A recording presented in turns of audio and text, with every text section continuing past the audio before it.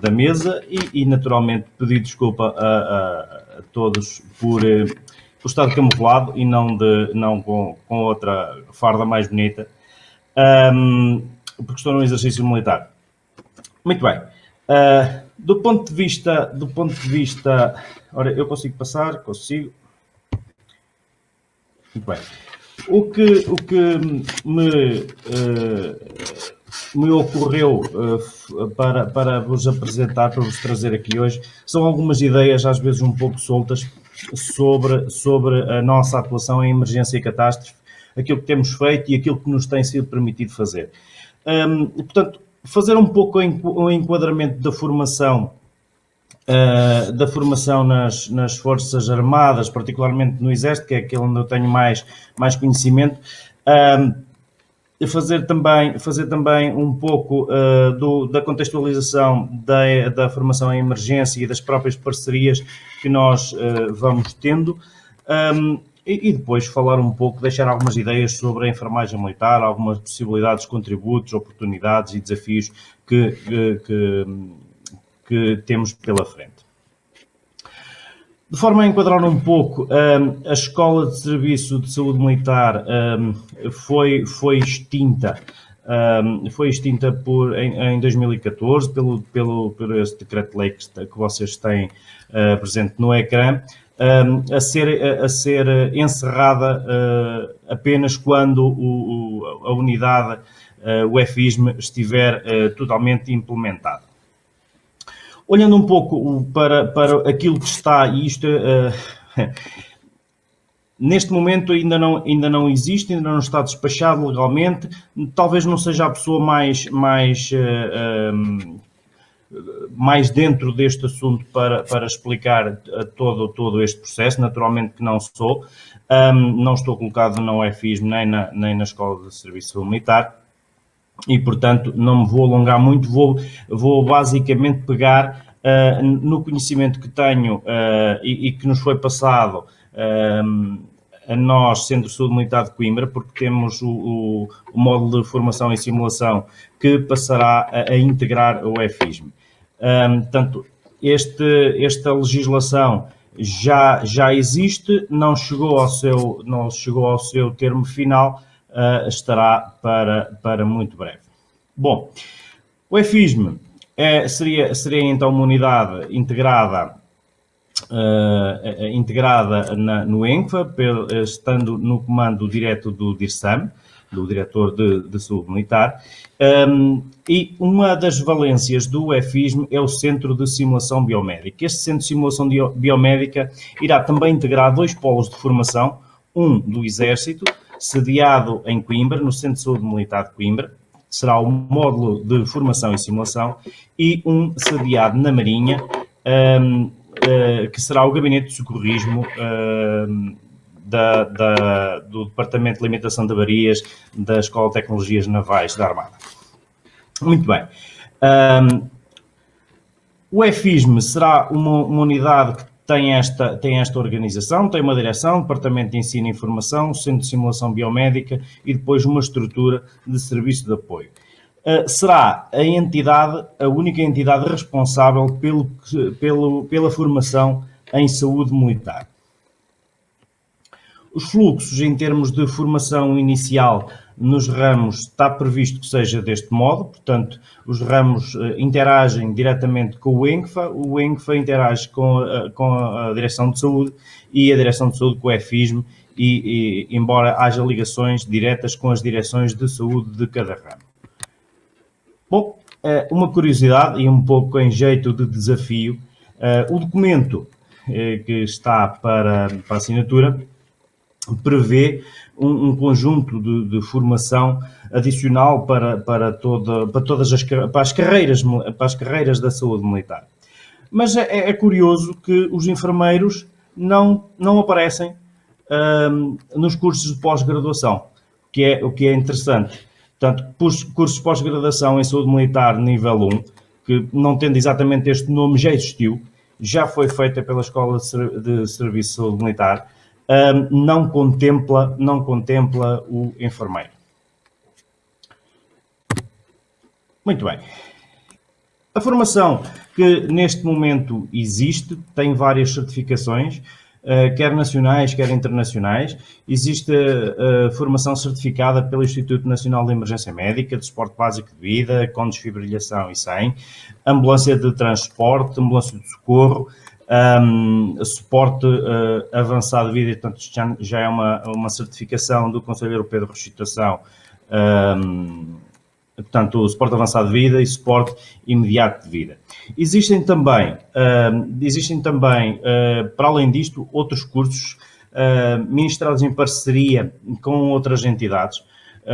Portanto, o INEM já falei, a Cruz Vermelha Portuguesa, a ATLS Portugal, a AEM Portugal, Sociedade Portuguesa de Cuidados Intensivos, uma série de outras entidades, e temos cursos no âmbito da catástrofe de cuidados intensivos, como, por exemplo, o Fundamental Disaster Management, o BASIC, que é um curso de cuidados intensivos, o ATLS, MRMI, um curso de catástrofe, o European Trauma Course, um curso bastante interessante que conjuga várias profissões na saúde, que é o conjunto de cursos DSTC, DATC e DPNTC. O primeiro é para cirurgiões, o segundo é para anestesistas e o terceiro para enfermeiros.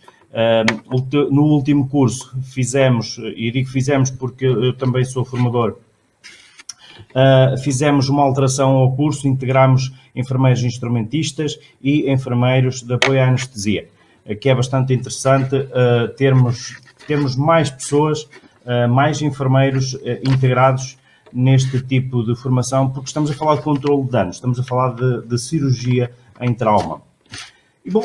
E então temos uma série de parcerias. Há uma parceria interessante e que cada vez está a ser mais utilizada, que é a parceria com a AEMT. Esta parceria certificada internacionalmente, temos dois centros, o Centro da Marinha e o Centro do Centro de Saúde Militar de Coimbra, o módulo de formação e simulação, com o Tactical Combat Casualty Care, quer a versão de todos os combatentes, quer a versão do pessoal de saúde. No contexto da formação de forma geral em enfermagem, temos uma formação inicial, uma formação que depois começa a ser especializada com a integração de mais competências no âmbito da emergência e trauma, e depois a formação em catástrofes acaba por juntar muitas das competências que vamos adquirindo ao longo do tempo no contexto da formação em saúde militar. Portanto, há uma gradação ao longo do percurso do enfermeiro, com um aumento de complexidade, quer da formação, quer depois da utilização dessas mesmas competências em contextos operacionais, o que faz com que, havendo uma formação que vai em acumulação de competências, faz com que, quando se chega a ter mais competências, já também temos uma maturidade completamente diferente no que diz respeito ao comando e controle, que é particularmente importante em situações em massa, em situações de catástrofe. Portanto, é muito importante fazermos essa gradação e percebermos que a saúde militar, de forma geral, prepara os enfermeiros, ou vai preparando os enfermeiros ao longo de todas as suas atividades, desde o contexto operacional até o contexto intra-hospitalar, vai acabar por preparar o seu pessoal de enfermagem com uma capacidade de multitasking bastante grande. E cada vez mais, pelo número que cada vez está nas fileiras, cada vez está a ficar menos nas fileiras, acabamos por ter que fazer várias coisas ao mesmo tempo, e se calhar hoje temos aqui um exemplo. Estou aqui num exercício e consegui ter aqui uma autorização especial para vir fazer aqui esta apresentação e de seguida volto para o terreno. E isso faz com que nós tenhamos alguma capacidade de trabalhar em ambientes não controlados e efetuar algumas transições da saúde-doença em ambientes cada vez mais hostis. Teatros de operações. Bom, teatros de operações, agora vou entrar aqui num registro, às vezes um bocadinho provocador. Trago-vos aqui uma imagem que não é minha, uma imagem que se encontra com facilidade na internet, do incêndio de Pedrógão. Tive a oportunidade de estar lá, infelizmente não pela instituição militar. E curiosamente, nessa altura, e falo do Exército, nessa altura estava a decorrer um exercício que foi cancelado. Tínhamos várias equipas diferenciadas, e falo particularmente diferenciadas da extra-hospitalar, estou a falar de equipas médico, enfermeiro, socorrista, e que não chegaram a ser chamadas, curiosamente.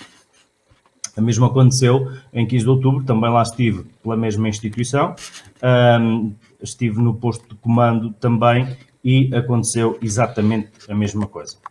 Neste teatro de operações, onde, como podem ver, está montado o CETAC, o Centro Tático, que é basicamente o centro, o posto de controlo, o posto de comando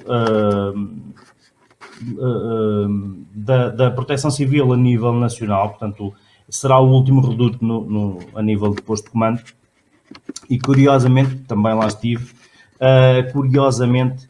e aí sou-vos sincero, vou partilhar convosco esta mágoa, de certa forma, é que sabia eu que as Forças Armadas não tinham ninguém de saúde, neste momento que eu estou a falar, não tinham ninguém de saúde no teatro de operações, e chegou ao teatro de operações uma força espanhola, não que tenha algum tipo de problema com isso.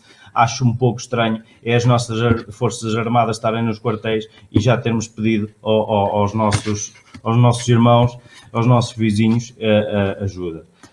Não que ela não seja bem-vinda, mas acho que as coisas devem ter uma ordem. Pronto, nestes teatros de operações, tanto neste que aqui está como no anterior, depois acabou de saúde, que eu me tenha apercebido nos teatros de operações,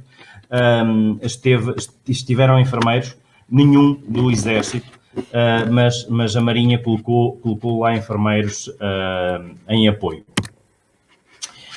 Outro teatro de operações, também estive lá e é interessante que tiveram dois militares, um médico e um enfermeiro, um pelo INEM, estava a tripular o helicóptero, e outro pela Cruz Vermelha, estava no posto de comando, que era eu. Curiosamente, não esteve nenhum militar no teatro de operações. Só para salientar, a unidade de saúde militar mais próxima é o Centro de Saúde Militar de Coimbra e tem duas ambulâncias de cuidados intensivos com capacidade para avançar para o TO. É o mesmo teatro de operações. Ok, curiosamente, nós temos em prontidão, que às vezes acaba por ser até um pouco descurada porque nunca foi utilizado, ou nunca foi utilizado no seu âmbito de sanitário, no seu âmbito de saúde.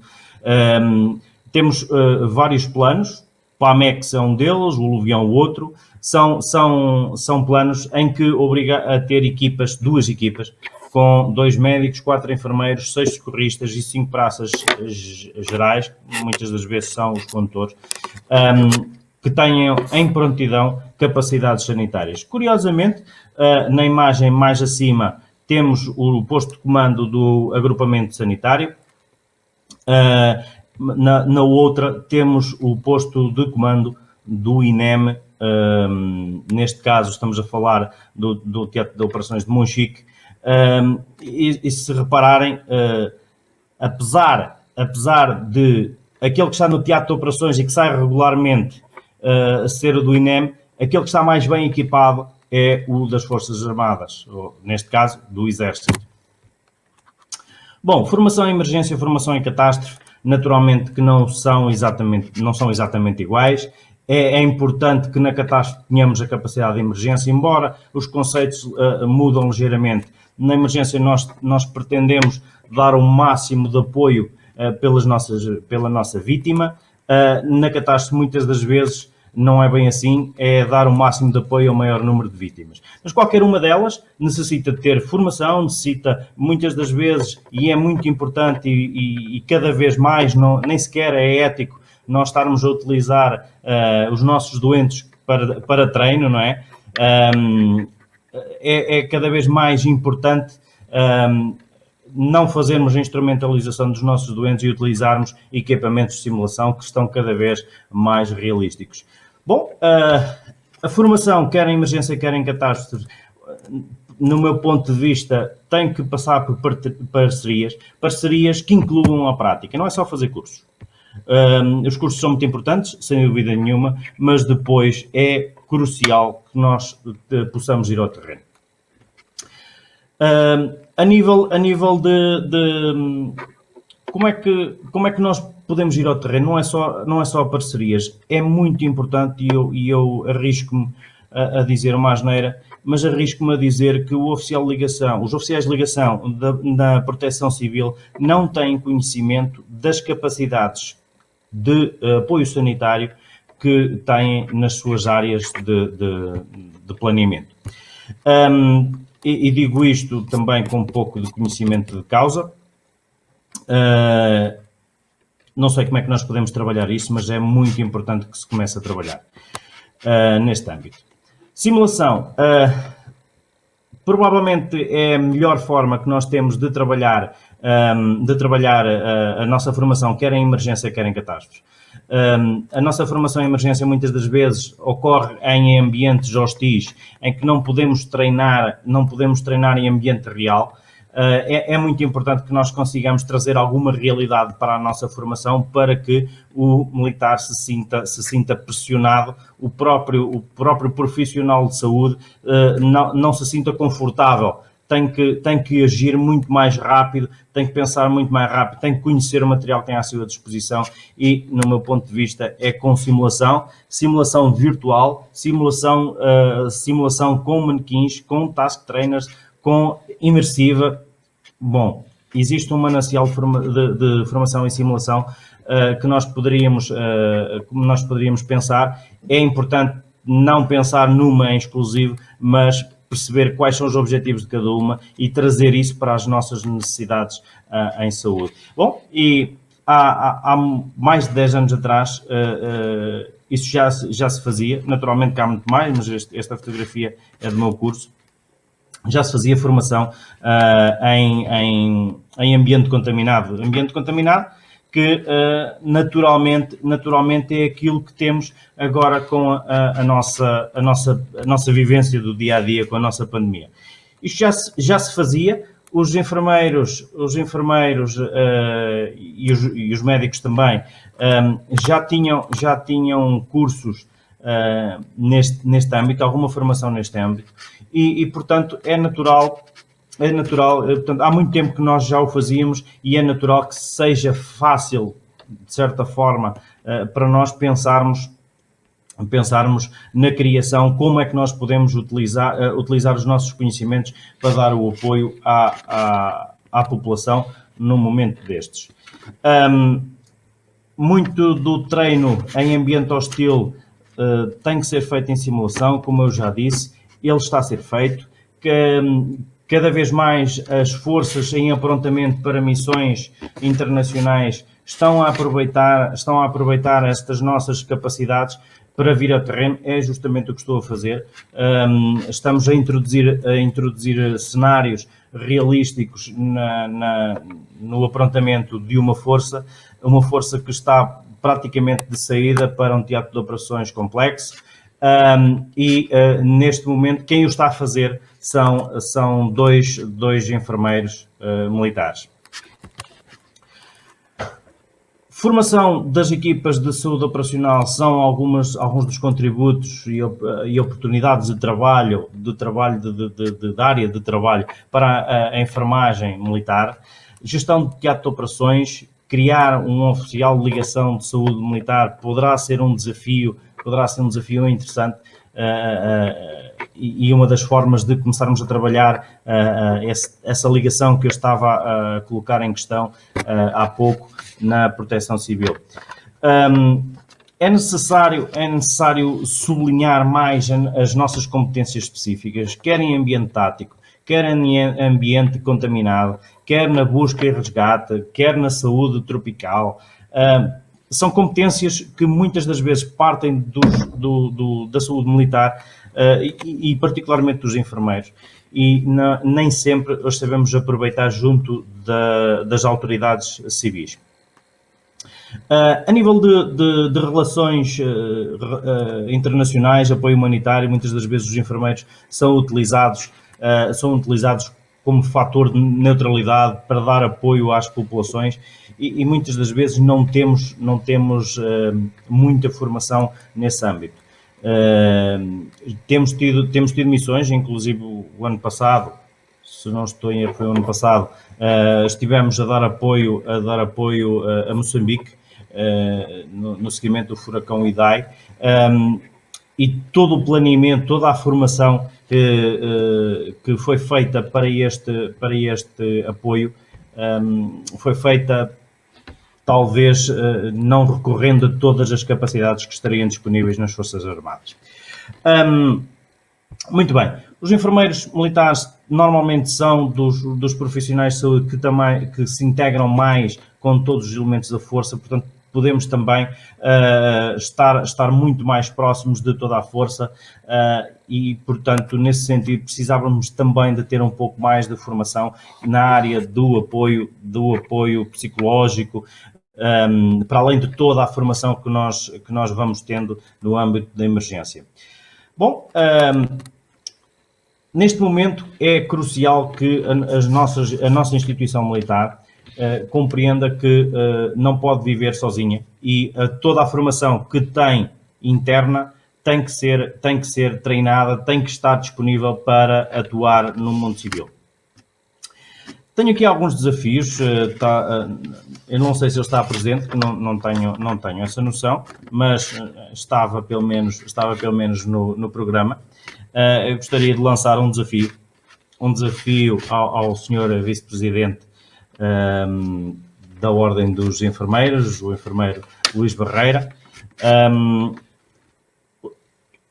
Já existe, inclusive, algum trabalho feito, algum trabalho que a própria APM também apoiou e, naturalmente, que será chamada a apoiar. Existe uma equipa montada.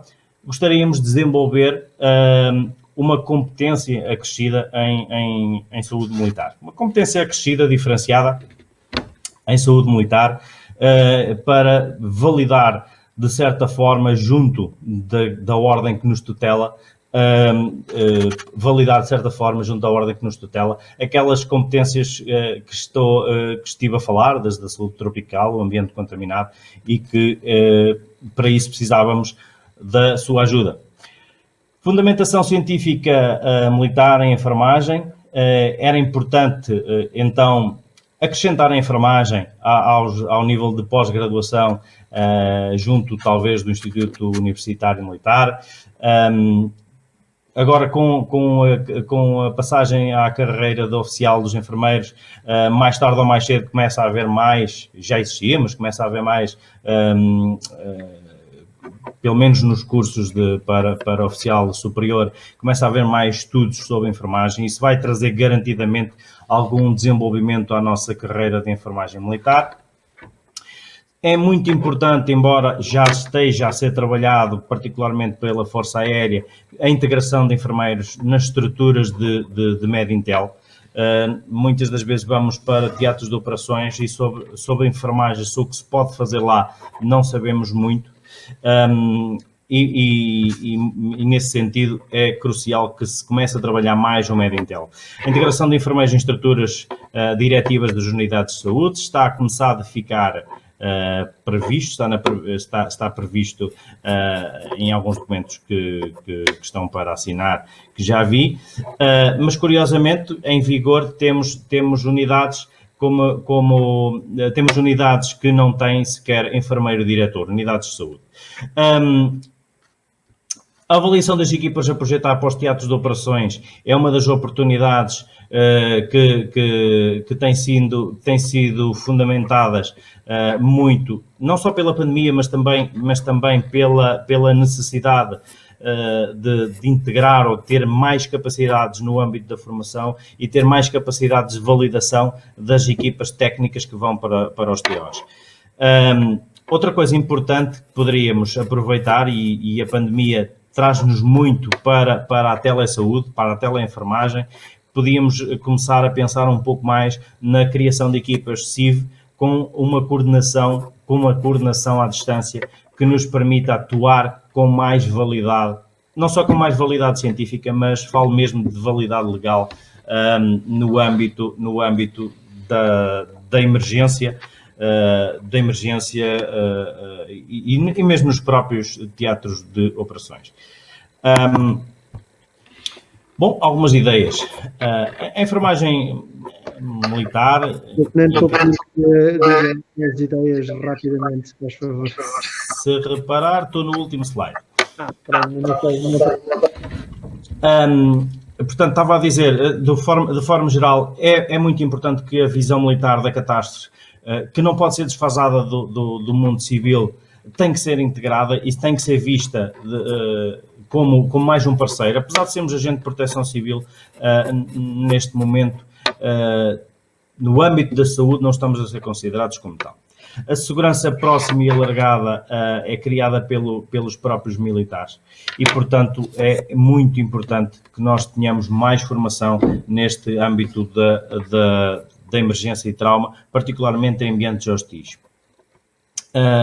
Muitas das vezes o nosso fardamento, a nossa forma de estar pode ser entendida em alguns ambientes de catástrofe, de apoio humanitário como hostil, por estarmos fardados, particularmente quando estamos a apoiar, quando foi uma situação premeditada, criada por alguém, por um grupo terrorista, por exemplo, podemos ser um alvo porque estamos a ajudar quem eles queriam anular, não é? E, portanto, é importante também termos alguma formação, não só para darmos apoio, mas também para mantermos a nossa própria segurança e para não entrarmos em problemas legais, naturalmente. Naturalmente que existe resposta, naturalmente que devemos ser muito mais integrados, existem já unidades criadas para o efeito, o que é certo é que não têm estado a ser utilizadas.